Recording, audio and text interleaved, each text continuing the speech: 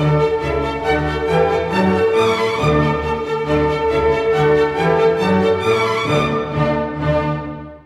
kita membaca kitab suci bersama-sama dari 1 Yohanes pasal yang ke-3. Kita membaca bersama-sama dari ayat yang ke-21. Saya mulai membaca 19-20, saudara baca 21. Demikianlah kita ketahui bahwa kita berasal dari kebenaran. Demikian pula kita boleh menenangkan hati kita di hadapan Allah. Sebab jika kita dituduh olehnya, Allah adalah lebih besar daripada hati kita, serta mengetahui segala sesuatu. Saudara-saudaraku yang kekasih, jika hati kita tidak menuduh kita, maka kita mempunyai keberanian percaya untuk mendekati Allah. Dan apa saja yang kita minta, kita memperolehnya daripadanya, karena kita menuruti segala perintahnya dan berbuat apa yang berkenan kepadanya. Sampai di sini. Jikalau hati kita tidak menuduh kita, maka kita mempunyai keberanian percaya untuk mendekati Allah, atau kita lega dan kita penuh dengan kepastian di hadapan Tuhan kita. Dan apa saja yang kita minta, kita memperoleh daripadanya, karena kita menuruti segala perintahnya dan berbuat apa yang berkenan kepadanya.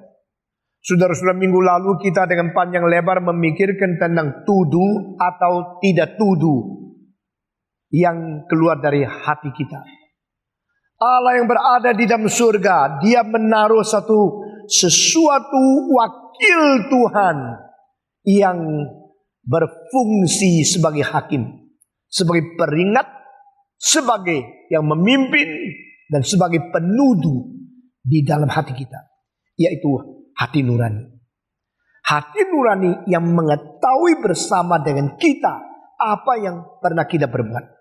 Maka istilah hati nurani di dalam bahasa Latin conscientia, yang mengetahui bersama. Bahasa Greka synedesis, yang mengetahui bersama. Bahasa Inggris conscience itu ada co sama science. Istilah science di dalam bahasa Latin adalah aku tahu. Con sama science berarti yang mengetahui bersama dengan aku. Jadi artinya conscience, artinya hati nurani adalah my knower. Engkau kerja segala hal tidak tentu istrimu tahu.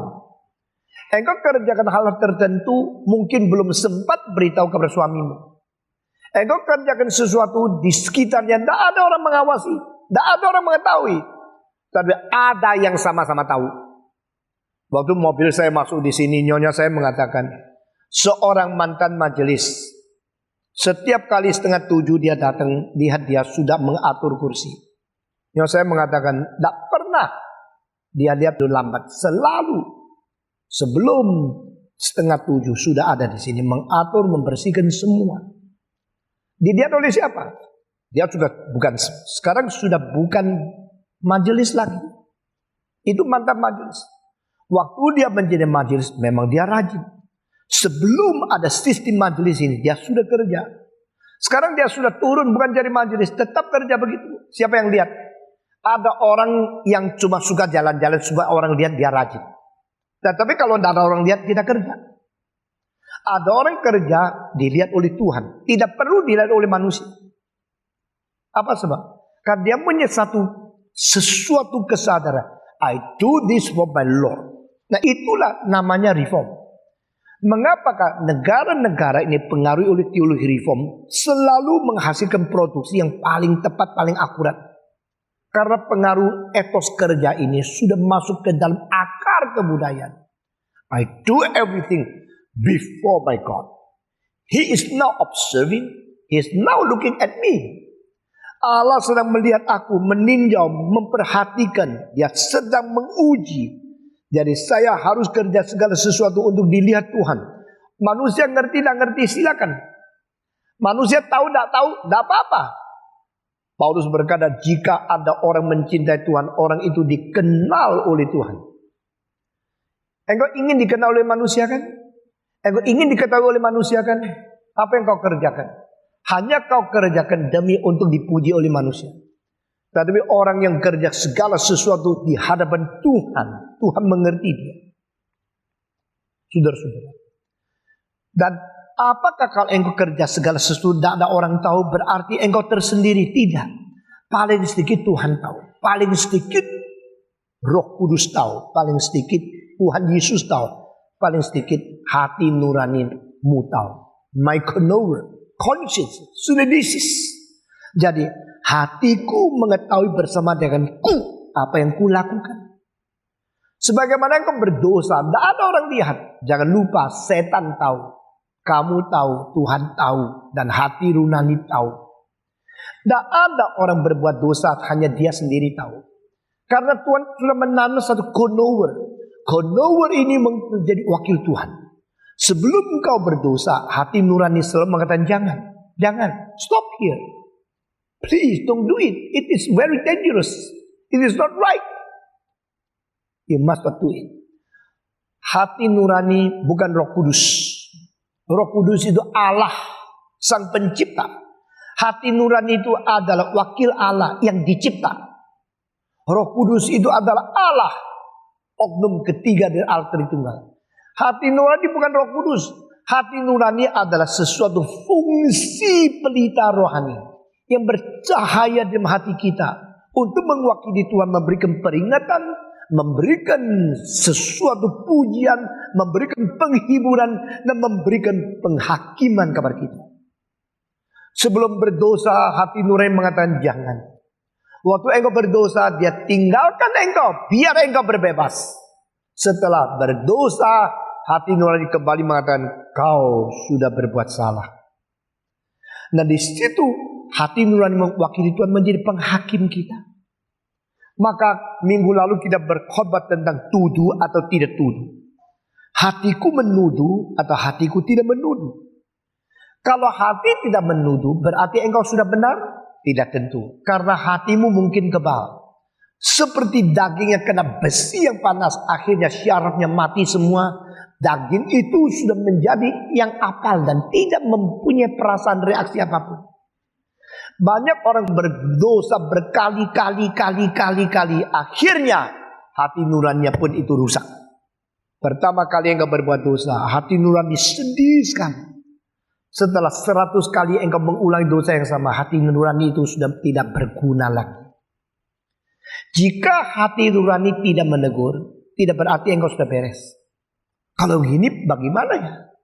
Hati nurani kalau tidak menegur, kenapa saya tidak beres dan tidak tahu? Maka perlu ayat ini. Hatimu kalau menegur, ingatlah Tuhan lebih besar dari hatimu. Nah ini kalimat yang tidak ada di agama apapun. Kitab suci dari agama apapun tidak pernah mempunyai keadaan yang dua lapis seperti ini. Mereka menemukan ada hati nurani. Dan mereka tidak bisa beritahu hati nurani ada wakil Allah. Mereka mengetahui ada pengalaman teguran hati nurani. Dan mereka tidak memberikan hati nurani di bawah Allah. Allah lebih tinggi dari hati nurani. Hanya kitab ini. Dan Yohanes memberikan kepekaan ini dengan dua lapisan. Conscience and God. God is greater than our conscience. Maka fungsi dari hati nurani itu harus dibawa kembali kepada ukuran dari Tuhan Allah sendiri. Adakah hati nurani yang oversensitif? Ada. Yang tidak salah dia kira salah. Adakah hati nurani yang sudah tidak sensitif? Ada. Sudah mati. Maka orang yang takut kepada Allah sampai hati nuraninya itu ditaruh di bawah ukuran Tuhan Allah sebagai standar yang mutlak, baru dia beres hidup. Orang Tionghoa itu selalu mengatakan, gua pinjong sim kok. Gua kerja segala sesuatu menurut hati nuraniku. Saudara, hati nurani perampok sama hati nurani orang yang baik beda. Yang merampok itu dia mengatakan saya rampok semua. Saya sudah dah bunuh engkau. Engkau sudah enak, dah saya bunuh. Itu liong simku dah bunuh kamu. Dia anggap rampok tidak apa-apa. Asal dah bunuh sudah liong sim. Jadi liong sim itu selalu menjadi sangat rendah standarnya. Karena tidak takut kepada Tuhan Allah. Seorang Kristen adalah seorang yang mau menaruh hati nurani di bawah standar Tuhan Allah. Lalu selalu minta Tuhan mengecek bukan mencari bolo, wong Jawa bilang. Kalau sudah buat salah, ketakutan disalahin, cari beberapa orang. Benar gak? Gua benar toh? Benar toh? Ya lu benar. Coba lihat orang itu bilang saya benar. Orang itu bilang sama saya. Banyak orang bilang engkau benar, tidak tentu engkau benar. Kalau Tuhan tidak mengatakan engkau benar. Banyak orang bilang engkau salah, tidak tentu engkau salah. Kalau Tuhan tidak mengatakan engkau salah. Dari standarnya bukan dari manusia. Maka Paulus, dia mengatakan dua kalimat untuk orang-orang yang kecimpung ke dalam psikologi yang salah. Barang siapa membanding diri dengan diri, mereka salah. Barang siapa membanding diri dengan orang lain, mereka salah juga. Membandingkan diri dengan diri berarti pakai ukuran sendiri untuk menilai sendiri. Menurut saya ini dah salah, maka saya menganggap saya cukup baik. Saya menganggap saya cukup baik. Enak aja. Sendiri menilai sendiri. Lalu sendiri menghibur sendiri. Salah. Paulus berkata, orang yang membandingkan diri orang lain tetap salah. Menurut dia, saya baik. Menurut dia, saya baik. Coba lihat daftar saya, tanya mereka. Kenapa mesti tanya mereka? Mereka siapa? Mereka tetap adalah manusia yang penuh kesalahan. Tapi kalau tanya kepada Tuhan, di hadapan Tuhan semua orang tidak benar, maka standar dari Tuhan berapa peka engkau pegang. Itu namanya takut kepada Tuhan. The fear of the Lord is the beginning of the wisdom. Bijaksana dimulai daripada perasaan takut kepada Tuhan. Orang yang mempunyai ketakutan kepada Tuhan dan hormat kepada Tuhan, dia akan bertanggung jawab setiap saat tanpa diketahui oleh orang lain. Dia langsung bertanggung jawab kepada Tuhan. Di tempat di mana banyak orang melihat, engkau rajin. Di mana tak ada orang melihat, engkau ngawur. Engkau bagaimana bisa menjadi orang Kristen yang baik? Orang Kristen yang baik adalah karena saya percaya Allah Maha ada. Maka di pelosok yang paling sepi dia ada. Aku terbang sampai ke ujung bumi, dia ada. Aku masuk ke dalam gua menyembunyikan diri, dia ada. Di mana dia ada, di situ saya hidup menghadap dia. Saya bertanggung jawab kepada dia. Saya setia kepada dia. Itulah orang yang beres. Jadi bandingkan diri dan diri, bodoh. Bandingkan diri dengan orang lain, juga bodoh. Karena engkau tidak dicipta untuk dirimu. Engkau dicipta untuk Tuhan sendiri. Engkau tidak dicipta untuk orang lain. Engkau dicipta bagi Sang Pencipta itu sendiri. Sang Pencipta itu mempunyai mata lebih tajam dari siapa? Waktu saya berada di Jerman, di Köln, saya mengetahui Köln Katedral, salah satu gereja yang paling agung di dunia. Yang mempunyai dua menara yang tingginya 556 feet. Hanya kalah 6 feet, kalah 5 feet daripada Ulm Katedral. Ulm di Jerman lebih selatan sedikit. Köln berada di Jerman lebih utara. Ulm itu mempunyai satu menara. Dan spire-nya adalah 561 feet. Köln 556 feet. Coba beda 5 feet. 5 feet itu 1,5 meter saja. 561 feet berarti lebih daripada 160 meter. 160 meter lebih tinggi dari Monas, satu gereja. Dan dua spire yang menuju ke langit itu. Saya naik dengan kedua kaki waktu itu masih muda. Sekarang saya mati tengah jalan kalau ke situ. Saya mengatakan saya akan satu kali tidak berhenti. Naik terus sampai atas. Nggak usah berhenti. Itu mimpi. Waktu saya naik sampai 183. Seperti anjing. Sudah mau mati saya. Waktu itu umur berapa? 30 lebih. Saya sampai 183. Berhenti. Jantung detukan kira-kira 140. Saya tunggu berapa menit. Naik lagi. Naik lagi 60. Dah kuat lagi. Tunggu lagi. Akhirnya sampai atas 520 anak tangga. Ya. Bayangkan ya. Kalau itu sampai di dekat tempat yang bisa berdiri, lalu lincipnya tidak bisa naik lagi. Itu kira-kira ya bisa sampai 110 meter. 500 tangga bersatu tangga 20 cm, kira-kira mungkin. Sudah sampai di situ saya berhenti, saya lihat kota Cologne. Dari tempat yang tinggi melihat, seperti engkau di Monas melihat. Setelah itu saya lihat lagi, itu ukiran dari berbatu granit yang dijadikan tumpukan setiap itu satu. Kira-kira masih ada tingginya 30 susun.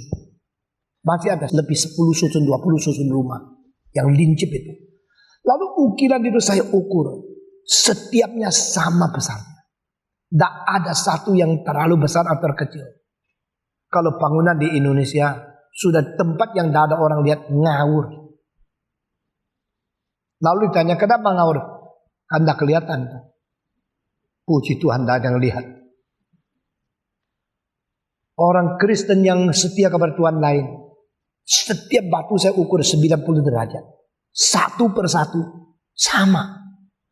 Nah, itu bukan pakai mesin, pakai tangan. Itu dibikin ratusan tahun yang lalu. Kolon katedral dari permulaan sampai akhirnya selesai 800 tahun. Yang terakhir dipasang itu sama permulaan itu hampir 800 tahun. Jadi dia pelan-pelan bikin sampai selesai begitu bagus.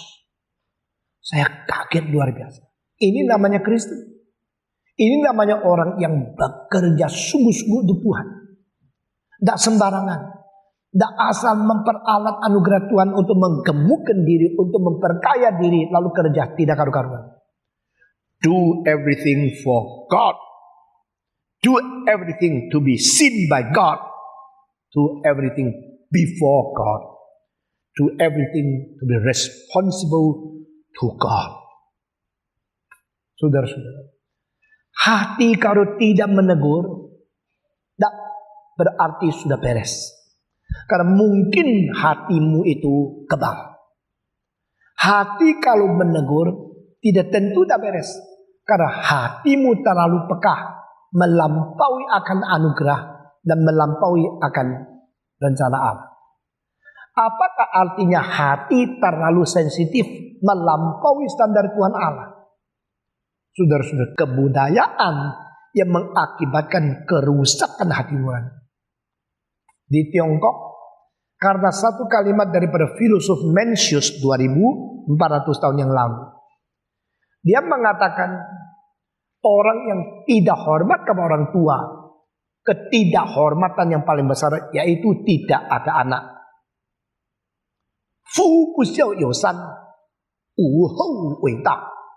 The biggest dishonor to your parents is you do not give birth to descendant. Kalau engkau menikah tidak lahir anak, atau engkau tidak mau menikah sampai tidak ada anak, engkau kurang ajar sama orang tua.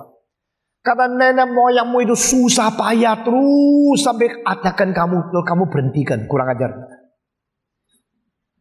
Maka orang harus ada anak. Kalau tidak ada anak itu put hau yang paling besar, yang paling kurang ajar orang tua.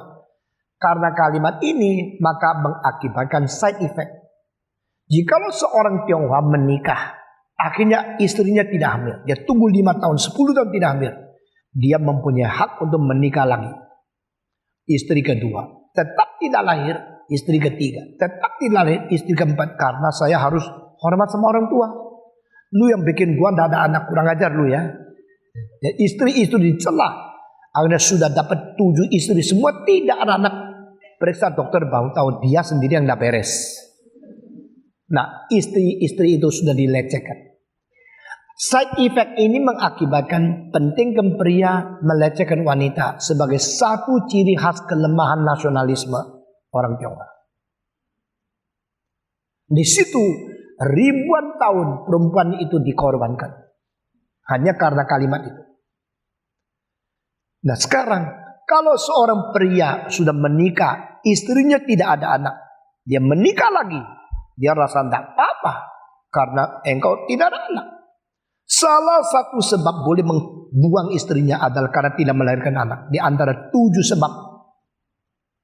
Salah satu tidak ada anak, salah satu terlalu cerewet. Perempuan yang terlalu cerewet boleh diceraikan. Yang tidak ada anak tidak ada mulut kebanyakan. Pergi sudah. Tetapi seorang wanita kalau dia menikah dengan seorang pria, akhirnya tidak dihamili, tidak dapat anak.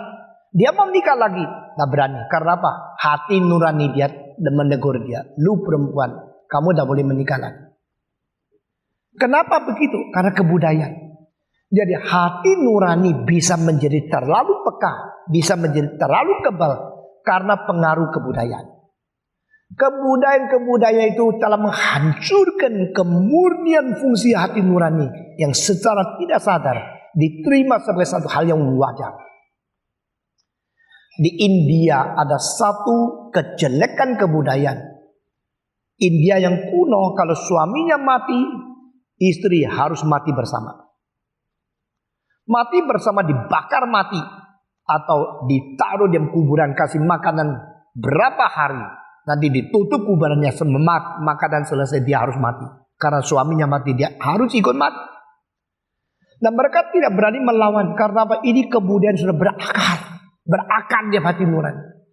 Jadi karena kebudayaan, karena agama, karena sesuatu moral arus, karena kebiasaan diri sendiri, hati nurani sudah tidak lagi setia dan tidak lagi berfungsi sebagaimana seharusnya. Itu sebab ayat ini mengatakan, jikalau hati menuduh, jikalau hati tidak menuduh. Kalau hati nurani menuduh, ingat Allah lebih besar daripada hati nurani. Sehingga kembalikan hati nurani dan tuduhan itu ke bawah sesuatu penghakiman firman Tuhan. Saudara jangan kira ikut kebaktian ini buang waktu. Engkau ikut kebaktian, engkau mendapatkan bijaksana dari surga. Amin. Dan engkau menemukan begitu banyak koreksi yang kita perlukan diberikan oleh Tuhan. Satu kali tidak mengikut kebaktian, engkau rugi. Tetapi kalau yang berkhotbah sembarangan, engkau betul-betul buang waktu. Engkau ikut kebaktian yang tidak bertanggung jawab, khotbahnya ngawur. Engkau akan dikacaukan, tak karu-karuan imanmu. Itu buang waktu. Tapi kalau engkau ikut kebaktian di mana firman Tuhan itu betul-betul begitu tajam, begitu akurat, memberikan pencerahan, bahagialah kamu. Jikalau hati nurani menuduh, kembalikan kepada Tuhan Allah. Jikalau hati yang sudah takut kepada Tuhan, yang sudah berbakti dengan sungguh-sungguh, takluk mematukan kepada kedaulatan Allah dan mengerti standar itu, akhirnya tidak menuduh, bersyukur. Berarti engkau sudah beres. Kalau hidupmu beres dan hati nurani yang sudah takut kepada Tuhan pun tidak menuduh, berarti engkau boleh lega. Ini ayatnya. You may enjoy the peace before God, because the heart which fear the Lord is now not rebuking you. Tidak ada reproach, tidak ada rebuke daripada hatimu, berarti engkau beres. Kalau engkau beres betul-betul, maka engkau lega di hadapan Tuhan. Nah, ini kenikmatan hidup yang paling besar. Engkau mempunyai uang yang banyak sekali, tapi uangnya itu tidak beres diperoleh. Hatimu akan menegur dan engkau tidak mungkin tidur nyenyak. Tetapi kalau hatimu takut kepada Tuhan dan hatimu tidak tegur karena hidupmu sesuai dengan kehendak Tuhan, engkau lega di hadapan Tuhan. Orang yang hidupnya begitu damai di hadapan Tuhan, menikmati perdamaian dari Tuhan, dia menikmati hidup dengan sesungguhnya. Dia boleh tidak ada ketakutan, boleh berani di hadapan Tuhan. Ini ayatnya. Saudara-saudara, saya pada waktu umur 16, belum ada merebues, belum ada SIM, curi-curi bawa sepeda motor karena ingin coba. Malam-malam saya jalan di tengah-tengah jalan. Saya mau menembusi tempat, yaitu polisi. Karena hati saya tahu saya tidak ada rebus, tidak ada SIM, dan tahu polisi di situ. Saya pura-pura berani, tapi pura-puranya tetap tidak stabil. Saya makin minggir, jauh dari polisi supaya tidak ketangkap. Mestinya jalur ini, saya jalan sudah dekat polisi bisa nyorong sedikit. Dan heran sekali, saya mau hindarkan dia, justru dia kelihatan ini kok nyerong-nyerong, dia datang cekat, langsung ketangkap. Karena apa? Hati nurani tidak setuju, saya tidak ada SIM bawa. Nah, hati kita memang dicipta Tuhan seperti ini. Tapi kalau enggak ada SIM, polisi cekat pun tidak apa-apa, dung, berhenti di depan. Ada apa polisi? Mana SIM? Kasih lihat. Mau apa lagi? Tidak apa-apa, jalan. Begitu kan? Kalau hati kita beres di hadapan Tuhan, tidak usah takut. Tidak usah takut apapun. Saudara-saudara, salah seorang pendeta yang paling berani di zaman ini adalah Stephen Tong. Khotbah saya, perkataan saya, kritik saya, kalau perlu saya katakan. Tapi kenapa saya tidak takut? Karena saya tahu yang saya katakan itu benar. Paling banyak saya mati. Tetapi hidupku tidak bernilai lebih daripada kebenaran yang Tuhan serahkan kepadaku. Maka saya harus sungguh-sungguh menyatakan kebenaran. Lebih daripada hanya menyayangi hidup yang seorang diri ini saja. Dengan cara itu, pelayanan itu berkati terus menerus berpuluh-puluh tahun. Kalau belum waktunya mati, tak mungkin mati semua. 1, 2, 3. Ayo kalau nak ngomong lebih cepat mati loh. 1, 2, 3. Kalau belum waktunya mati, tak mungkin mati. Kalau waktunya mati, tak hasil melarikan diri. Engkau lari pun tidak ada hasil. Jadi kalau engkau patuhkan diri dengan kebenaran, berjalan sesuai kehendak Tuhan, kerjakan segala sesuatu dengan benar, hatimu tidak menegur, engkau lega, berani, mantap di hadapan Tuhan Allah. Lalu, kenapa bisa mantap seperti ini? Dikatakan di sini dengan 2 hal. Yaitu, sebab kita menuruti segala perintahnya dan berbuat apa yang berkenan kepadanya. Nah, ini 2 sebab. Kenapa kita mantap? Kita mantap karena kita berjalan di dalam segala perintahnya. Kedua, kita melakukan hal yang diperkenan oleh Dia. Nah, saudara-saudara, menjalankan perintah itu adalah bukti engkau betul-betul mencintai Tuhan. Orang yang mencintai Tuhan adalah orang yang menjalankan perintah. Siapa sih suka diperintah oleh orang lain? Tidak ada orang suka. Memerintah orang lain semua doyan.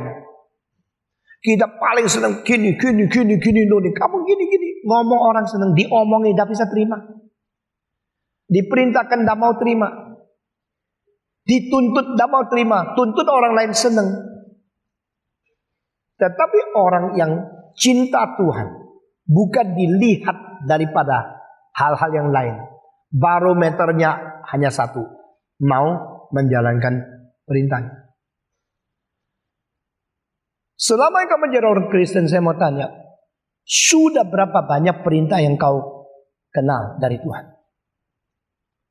Selama engkau menjadi orang Kristen, saya tanya, sudah berapa ayat-ayat yang mengandung perintah Tuhan yang kau catat, kau hafal, lalu kau berusaha melakukan? The commandment of God. Orang-orang perjanjian lama, orang Yahudi, mereka menemukan 10 hukum dan perkembangkan menjadi 200 lebih lagi, akhirnya menjadi 512 hukum. Berusaha mengurek-urek-kan, perintah Tuhan begitu banyak. Tetapi mereka akhirnya tidak menjalankan. Karena makin mereka rumit ke dalam detail, makin lupa kepada yang dasar. Kalau saya bicara sama seseorang, saya mau orang itu langsung tangkap yang paling dasar. Jangan mendetail dulu. Prinsip dasar dulu. Begitu ngomong langsung ke detail-detail, tidak habis-habis. Dasar dulu. Maka setelah orang Israel mengkupas perintah-perintah Alkitab, perintah-perintah Allah dan perjanjian Allah sampai menjadi 500 lebih. Lalu ada satu orang datang menanya kepada Yesus Kristus. Sebenarnya yang mana yang paling besar? Berarti kembali kepada dasar. Saudara-saudara, engkau sekarang melihat segala sesuatu lihat secara general dulu, mengerti secara dasar dulu, jangan menuju ke detail. Yang kecil-kecil nanti akan disesuaikan dengan yang dasar. Orang itu pintar, jadi Tuhan Yesus coba beritahu kepada saya, Rabi, di antara perintah begitu banyak ratusan yang malah paling besar. Tuhan Yesus senang sekali menjawab pertanyaan itu, karena dia tahu orang ini mau kembali kepada dasar, kembali kepada prinsip. Tuhan mengatakan, pertama, cintailah Tuhanmu dengan sebulat hatimu, seluruh tenagamu, sekuat tenagamu, seluruh sifatmu, dan seluruh pikiranmu. Ini yang paling besar. Yang lain mirip. Cintailah sesamamu seperti engkau mencintai diri sendiri. Karena ini adalah kesimpulan dari semua perintah. Selesai. Orang yang bisa menggabungkan semua detail menjadi prinsip yang paling dasar, itu orang pintar luar biasa. Orang yang bisa menjadikan prinsip dasar itu mendetail sampai teliti, itu juga pintar luar biasa. Tetapi orang yang karena dasar sudah pegang, telitinya tidak ngerti, itu kurang belajar. Orang yang detailnya semua diperhatikan, hilang dasar, itu orang kurang pintar. Sehingga pada orang tanya kepada Yesus Kristus, apa perintah Tuhan Allah? Bagaimana perintah Allah? Yang paling penting itu apa? Perintah yang utama itu apa? Paling utama itu adalah seperti apa yang dicantumkan di dalam Ulangan pasal 6 ayat kedua. Dengarlah Israel. Istilah dengarlah itu di bahasa Ibrani apa? Shema. Shema. Hear ye Israel. Dengarlah Israel. Saudara-saudara, jangan lupa kebudayaan daripada Ibrani adalah kebudayaan melalui dengar. Kebudayaan dari Yunani ada kebudayaan melalui lihat. The Hebrew culture is based on hearing. And the Greek culture is based on observation. See. Di dalam seluruh kebudayaan daripada perjanjian lama, yang penting itu dengar. Di dalam seluruh kebudayaan daripada Yunani, yang penting itu lihat. Mengamati matahari, bumi, mengamati gejala fenomena dari natur, daripada alam semesta yang diciptakan Tuhan. Akhirnya mereka sudah lihat, pikir. Setelah lihat segala sesuatu, mulai pikir kenapa ya? Kenapa begini? Kenapa begini? Akhirnya logikanya timbul di dalam ajaran Krika. Tetapi yang dengar, mikir. Dengar sudah mikir, oh benar juga. Akhirnya timbulkan bukan logika, timbul iman. Maka iman datang daripada saudara tangkap ya, ini prinsip. The whole Hebrew culture is based on hearing. A hearing is obey to the revelation of God. Dengarlah Israel. Allahmu itu Allah yang mencipta, Allah yang mewahyukan, Allah yang menebus, dan Allah yang memberikan nabi, Allah yang memberikan pengajar. Dengar. Mengapakah agama Kristen khotbahnya begitu penting? Dan khotbah yang tidak dipentingkan gereja itu gereja yang tidak bersemangat kekristenan yang asli. Engkau masukkan gereja, engkau dengar firman. Satu kitab ini dikhotbahkan ribuan tahun tidak selesai. Satu kitab ini dikhotbahkan ribuan kali belum tuntas. Karena ini sumbernya manusia harus dengar. Hear ye Israel. Your God is the only God. Lihat tangan saya.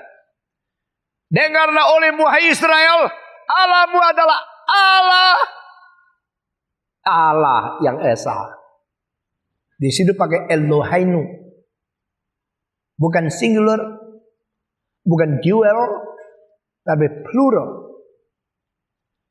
Your God is the only God. Allahmu adalah Allah yang tunggal, yang Maha Esa. Jadi engkau harus dengar dengan teliti, karena semua rahasia kerohanian itu tersimpan di dalam firman yang diwahyukan oleh Tuhan. Tak mungkin dihasilkan oleh spekulasi manusia. Tak mungkin dihasilkan oleh imajinasi manusia. Tak mungkin dihasilkan oleh fungsi logika manusia. Logika hanya dicipta untuk menganalisa ciptaan. Logika dicipta bukan untuk mengspekulasi pencipta. Di dalam dunia tersimpan segala sesuatu yang begitu rumit, begitu teliti, dan begitu sistematis. Sehingga kita melalui fisika, kita mengerti ciptaan Tuhan. Kita melalui fisika, kita mengerti itu elemen-elemen kimia. Kita melalui fisika, kita mengetahui cara berpikir di dalam epistemologi. Kita melalui logika, kita mengerti cara pemerintahan dan segala organisasi administrasi yang teratur. Logika bekerja untuk hal yang dicipta. Tapi logika tidak akan menemukan siapa sang pencipta. Itu adalah wilayah dengar, bukan wilayah lihat. Di dalam wilayah lihat, kita mengkontak mata kita dengan yang dicipta oleh Tuhan sebagai alam saja. Tapi waktu kita mendengar, kita akan menerima suara, berita, janji dari yang supranatural. Allah mengirim nabinya. Dengan demikian Israel harus dengar, Yunani harus lihat. Israel harus pikir, Yunani harus pikir. Israel harus beriman, Yunani harus berpengetahuan. Sehingga dua hal ini, Ibrani sama Yunani, Hebrew and Hellenistic.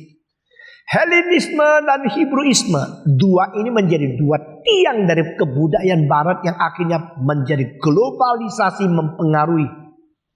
Di UI yang dipelajari lebih banyak barang-barang dari barat daripada Indonesia.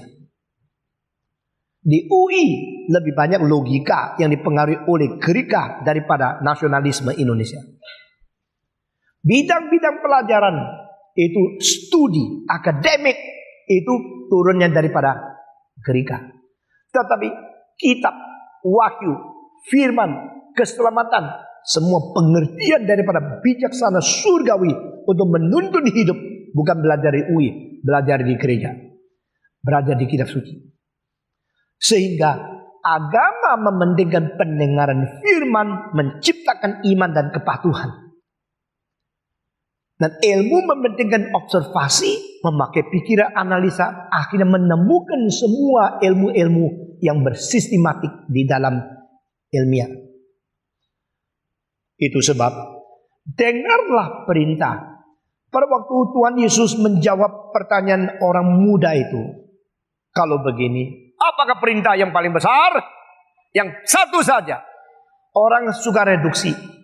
Orang kalau dengar khotbah Rumi, aduh bertahun-tahun, setiap tahun 52 minggu, setiap minggu dengar khotbah begitu panjang. Enggak, sabar gua. Coba kasih tahu yang paling penting. Kasih satu saja. Satu saja. Satu saja. Engkau mau satu, Tuhan Yesus menjadi dua. Dia mau yang paling pentingnya. Paling penting adalah dengarlah.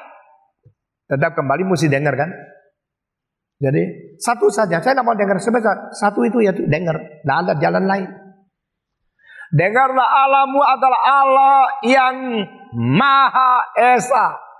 Allahmu Allah Tritunggal, Allah yang Maha Esa. Dan engkau harus mencintai Dia dengan segenap jiwamu, seluruh pikiranmu, seluruh tenagamu, seluruh sifatmu. Dan yang kedua mirip, mencintai sesamamu. Kalau demikian berarti kita mau menjalankan perintah untuk menyatakan kita cinta kepada Tuhan. Lalu kita harus kecimpungkan diri. Kita berada di dalam dua aspek daripada emosi. To love God and to love our neighbors. Mencintai Tuhan dan mencintai sesama. Nah ini adalah perintah yang paling besar. Barang siapa menjalankan perintah ini, orang itu hati nuraninya tidak tegur. Kenapa hati nurani tidak tegur? Kita boleh lega di hadapan Tuhan. Karena kita menjalankan perintahnya. Menjalankan perintah apa? Kalau perintah begitu banyak, semua perintah itu disimpulkan cuma dua. Love your God and love your neighbor. Cinta Tuhanmu dan cinta sesamamu. Ini adalah cinta ke atas dan cinta ke pinggir. cinta vertikal dan cinta horizontal, cinta kepada Sang Pencipta dan cinta yang dicipta sesama dengan saya sebagai ciptaan di hadapan Tuhan Allah. Nah, kedua ini, cinta ini menjadi sesungguhnya engkau menjalankan perintah. Ini menjadi satu fakta engkau betul-betul taat kepada Tuhan. Jerman menghasilkan seorang namanya Gotthold Ephraim Lessing, Lessing. Kalau yang rajin dengar kalimat yang saya katakan, cari di internet. Kalau engkau tidak ada uang beli buku ensiklopedia yang besar dan sebagainya. Sekarang internet telah membawa pengetahuan ke dalam rumah kita masing-masing. Ya, cari, nah, engkau bisa mendapatkan banyak. Saya sih orang kuno, sampai sekarang tidak ngerti main komputer. Coba tahu skuter. Tapi yang saya katakan, you boleh cari. Gotthold Ephraim Lessing. Salah seorang pujangga dan seorang dramatis dan seorang filosof Jerman yang penting, tapi sangat dilupakan oleh orang-orang Asia yang belajar filsafat Jerman. Dia mempunyai satu drama kecil. Dan drama itu namanya ada Nathan the Wise. Seorang yang berbijaksana sekali namanya Nathan. Drama itu cuma satu act, jadi tidak panjang. Dan ceritanya gampang sekali. Seorang tua yang memiliki cincin yang diturunkan oleh nenek moyang. Yang ada khasiat khusus dengan cincin itu. Sederhana sekali. Dia mempunyai satu cincin. Cincin itu diturunkan dari nenek moyang terus sampai di tangan dia. Dan barang siapa memiliki cincin itu, dia mempunyai kekuatan cinta Tuhan dan cinta manusia. Siapapun. Cincin jatuh di tangan siapa? Siapa mempunyai rahasia itu. Siapa mempunyai kekuatan itu. Jadi Nathan seumur hidup pelihara cincin itu baik. Sampai dia sudah tua, dia harus turunkan lagi kepada anaknya. Karena turun-turun kan. Sehingga keluarga itu lain sama keluarga lain. Keluarga itu selalu ada seorang yang cinta Tuhan. Ada seorang yang cinta sesama. Maka Nathanlah orang yang bahagia karena dia mendapatkan warisan cincin itu. Tetapi giliran dia mau turunkan kepada anaknya, cilaka. Dia mendapatkan kesulitan. Anaknya 3. Dan 3 sama-sama menghormati dia. Jadi dia sekarang pusing, mesti kasih yang mana? Kasih anak pertama, anak kedua, anak ketiga. Tidak kebahagiaan. Kasih anak kedua yang pernah sama ketiga, tidak dapat. Kasih anak yang ketiga, pertama sama kedua, nanti tidak cinta Tuhan. Jadi pusing sekali. Akhirnya katanya dia dapat sesuatu cara yang paling bijaksana. Bagi saya butuh sekali. Ya. Kenapa bijaksana? Dia pergi pesan 2 cincin yang sama besarnya. Sama warnanya, sama bentuknya, sama beratnya, semua sama. Tetapi yang 2 itu palsu. Yang 1 ini asli. Lalu dia panggil anak yang paling besar. Inilah cincin dari nenek moyang. Aku sekarang turun kepadamu. Nah, anak besar senang. Dia panggil anak kedua. Inilah cincin dari nenek moyang. Aku berikan kepadamu. Nah, aku yang dapat. Lalu dia panggil lagi anak ketiga. Inilah cincin khasiat cinta daripada nenek moyang. Aku berikan kepada engkau anak bungsu. Lalu dia mati. Sudah mati 3 ada klaim cincin warisan ada di tanganku. Yang kedua bilang, nah, ada di tanganku. Yang ketiga, ada di tanganku. Oke. Jadi di mana? Di mana? Persatu atau di anak kedua atau ketiga? Di mana? Tidak bisa jawab. Saya juga tidak bisa jawab, mana kamu bisa jawab? Tidak tahu kan? Tidak tahu yang mana. Anak pertama, aku punya. Anak kedua, aku punya. Anak ketiga, aku punya. Dan 3 sombong. 3 mengatakan, aku ada. Ini. Dilihat sama. Sama besarnya. Sama berannya. sama warnanya, sama bentuknya, sama diberikan oleh papanya. Nah, papa mengatakan kalimat yang sama. Aku telah memberikan kepadamu. Semua aku rekamannya itu ada. Waktu dia ngomong betul-betul papaku, masa sih papa saya bohong sama saya?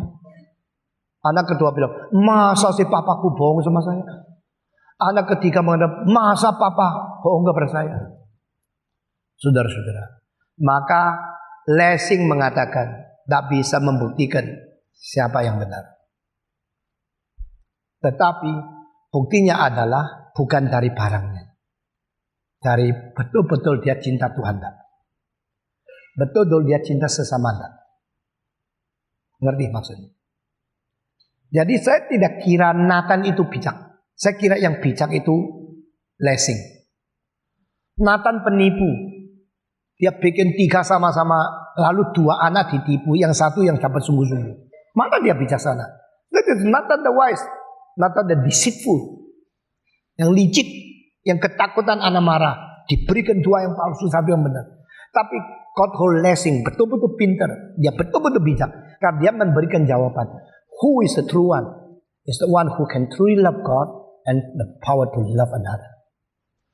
Orang yang sesungguhnya mendapatkan cincin itu hanya satu. Dari mana tahu? Bukan dari cincin. Dari dia betul-betul bisa mencintai Tuhan atau tidak. Saudara-saudara, kenapa orang Aceh mengatakan heran ya? Waktu tsunami datang, kenapa orang Kristen melulu yang datang membantu? Nah, itu jawabannya. Ngerti maksud saya? Itu jawabannya. Debat tidak peduli, tidak ada gunanya.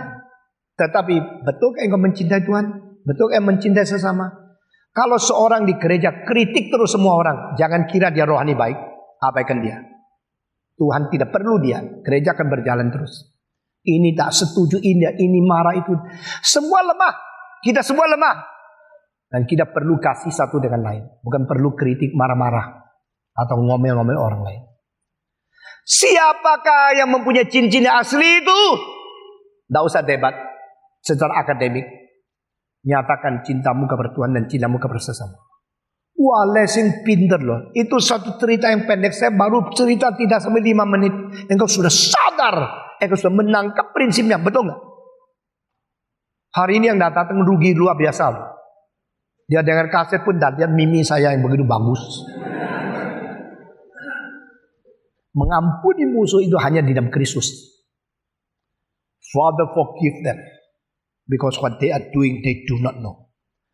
Ajaran itu hanya di dalam Kristus yang mati di atas salib. Tapi orang Kristen sendiri ngerti tidak? Tak ngerti. Banyak orang Kristen mau memperalat agama Kristen untuk menjadi keuntungan diri sendiri. Itu namanya teologi kesuksesan, teologi kemakmuran. Tak salah kalau Tuhan kasih kaya. Tak salah. Tetapi kalau itu menjadi motivasimu, itu salah. Kekayaan sebagai berkat yang diberikan oleh Tuhan, engkau tak usah tolak. Kekayaan sebagai satu motivasi merebut yang engkau tamak sekali untuk mengambil segala sesuatu dari Tuhan. Itu salah. Sebab akibat harus dibedakan. Orang percaya Tuhan Yesus masuk surga, itu adalah akibat iman. Bukan motivasi iman.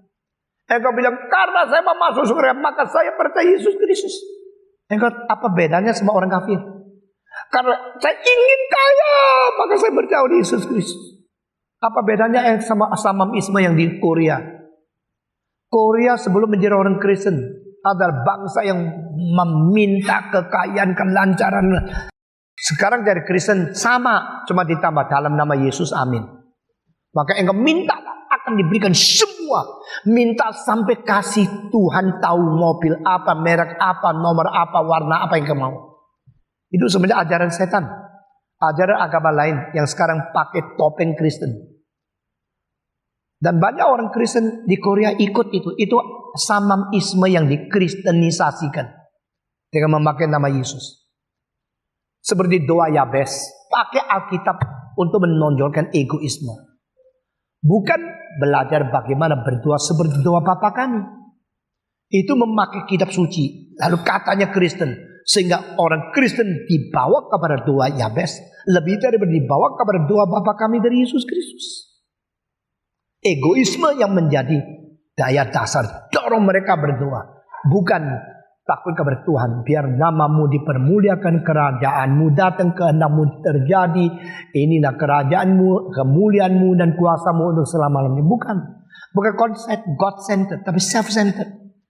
Kalau engkau betul-betul abdi kepada Tuhan, cinta kepada Tuhan, jalankan perintahan, lalu Tuhan kasih kekayaan, dah salah, terima saja.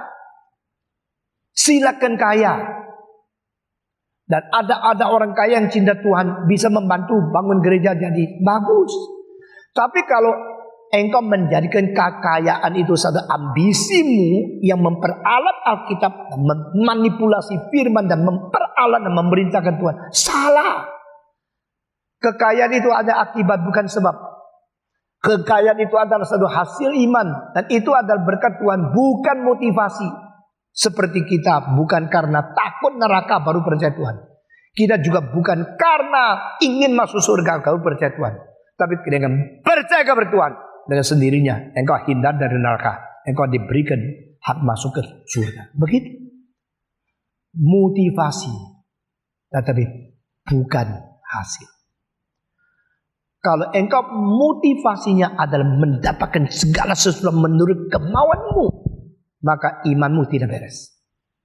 Tetapi kalau engkau ada motivasi yang betul-betul taat kepada kebenaran, akibatnya diberikan kebenaran, diberikan surga, diberikan kekayaan, silakan. Itu harus bedakan motivasi beres atau tidak beres. Saudara-saudara. Maka akhirnya siapakah yang sungguh-sungguh dari Tuhan? Siapa yang sungguh-sungguh mencintai Tuhan? Yang mencintai Tuhan hanyalah semacam orang, yaitu yang menjalankan perintahnya. Apakah saudara menjalankan perintahnya? Benar? Kalau engkau bilang iya, saya tanya, apa itu perintah Tuhan? Perintah Tuhan itu beberapa yang paling besar. Pertama, di dalam diri tubuh Kristus, cintailah satu dengan lain. Love one another. Lain, cintalah kamu satu dengan lain. Dengan cintalah sesamamu. Cinta sesamamu itu di masyarakat. Cinta satu dengan lain di dalam tubuh Kristus itu cinta gerejawi. Jadi pada waktu perjanjian lama dikatakan cintalah sesamamu. Itu antara orang Yahudi sama Yahudi sesama. Tetapi pada waktu perjanjian baru Yesus mengatakan, aku mengasihi engkau. Ayat pertama, aku mengasihi milikku sampai kesudahan. Pasal 13. Ayat menghampiri akhir, aku memberikan perintah yang baru kepadamu, supaya kamu mengasihi satu dengan lain. You should love one another. Between you brothers, you true followers, my disciples, love one another. Jadi perintah Kristus kalau tidak dijalankan, engkau bilang engkau cinta Tuhan, omong kosong. Engkau tidak mencintai sesama. Engkau memberi uang berapa banyak pun, engkau belum menjalankan perintah. Maafkan ya. Antara orang Kristen harus saling mengasihi. Engkau bilang mengasihi apa? Dia jelek kayak begini. Justru dia jelek perlu dikasihi.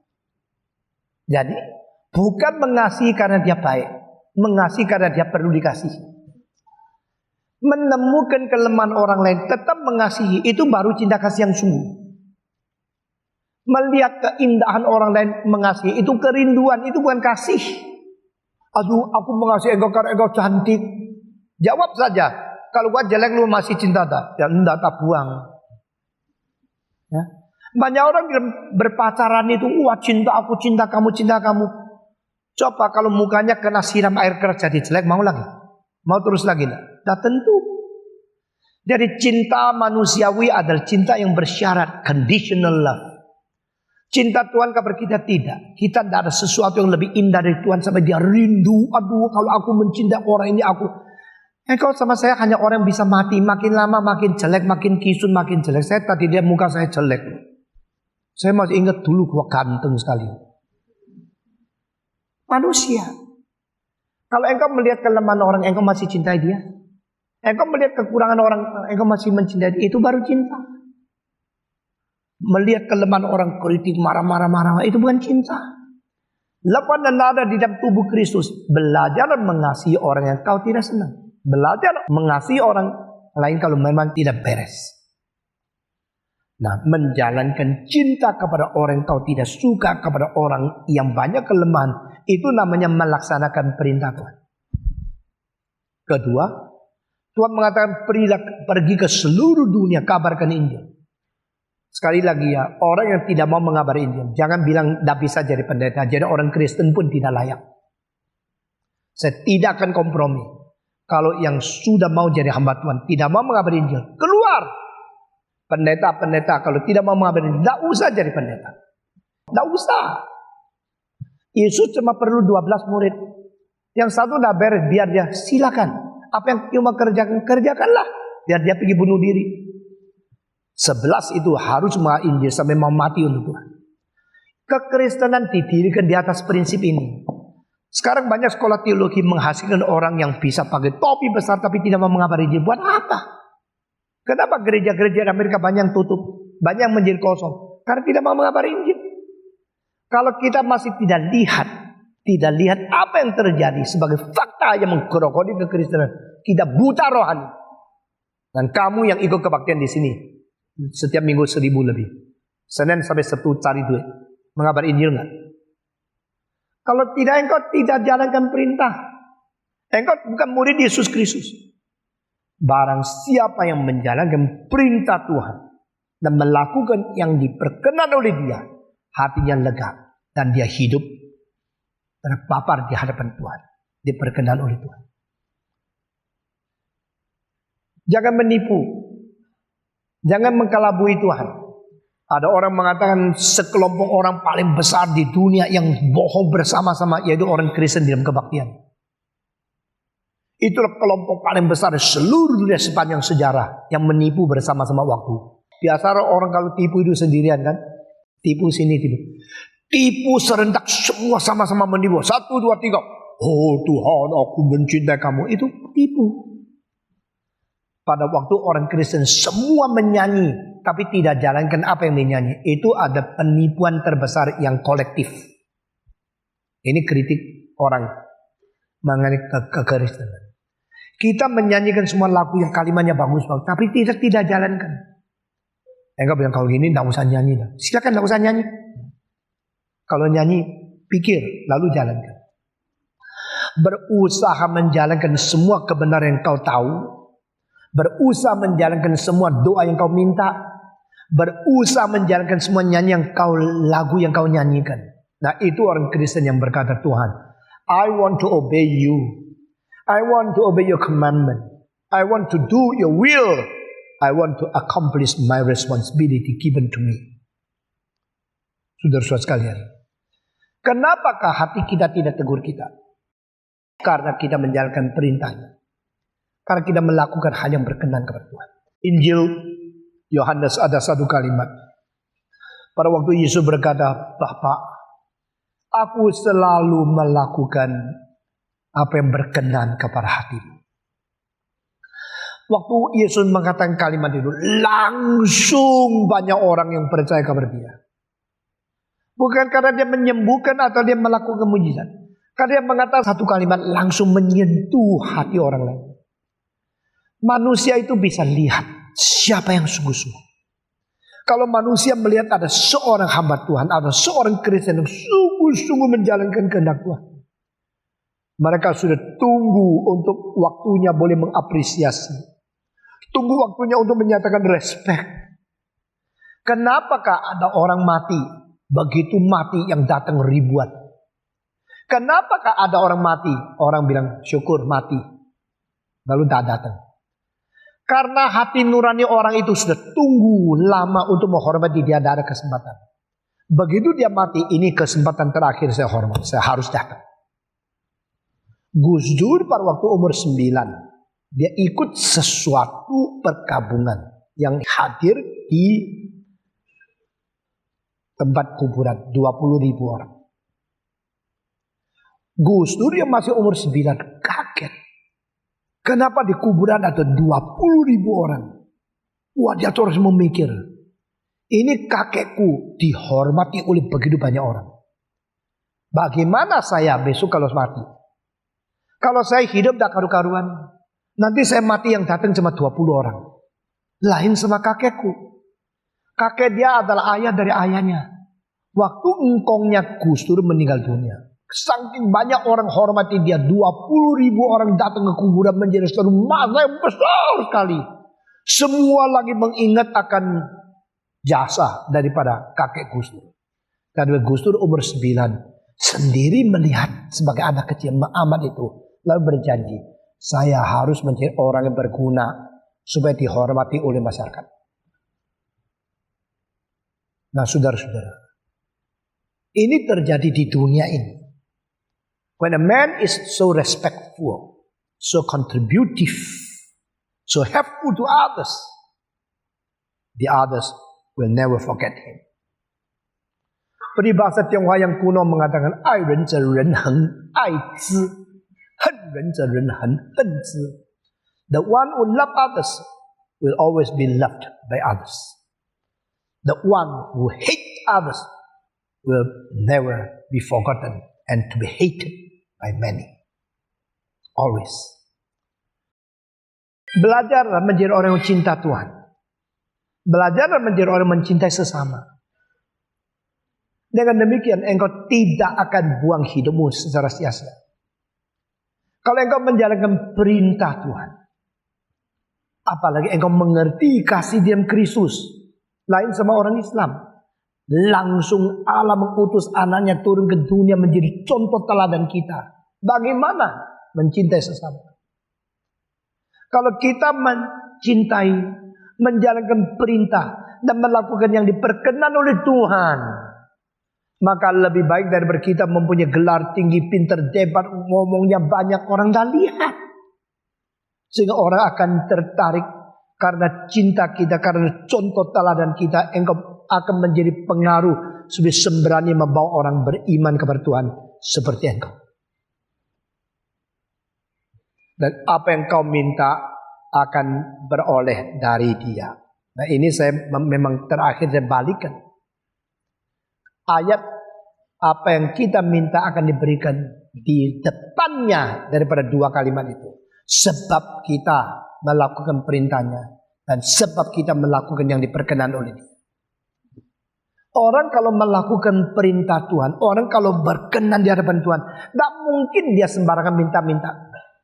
Doanya dia pasti beres. Saya kira salah satu kegagalan paling besar di gereja yaitu ada belajar doktrin, tidak ada pengajaran tentang doa.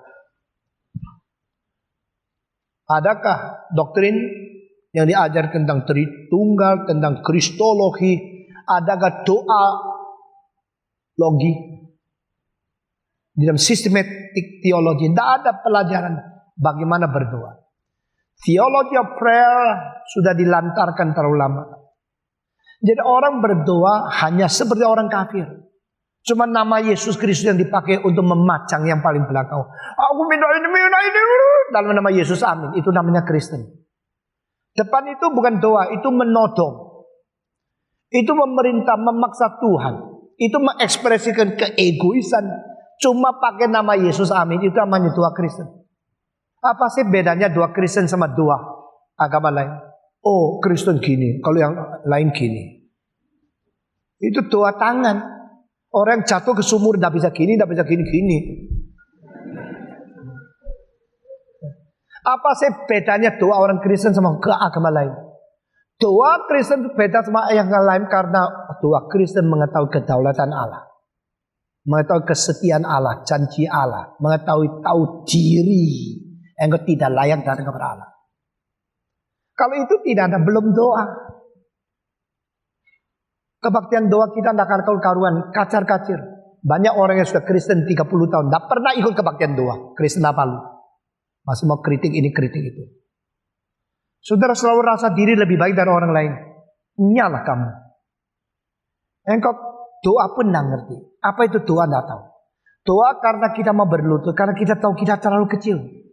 Kita berdoa karena kita mengaku pemberi anugerah, berdaulat, dan Dia yang maha kuasa. Maha kuasa bukan untuk diperalat, maha kuasa untuk mengatur kita harus taat.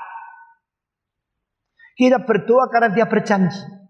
Karena berjanji berdasarkan 3 hal, kesetiaan, ketidakperubahan, dan kejujuran.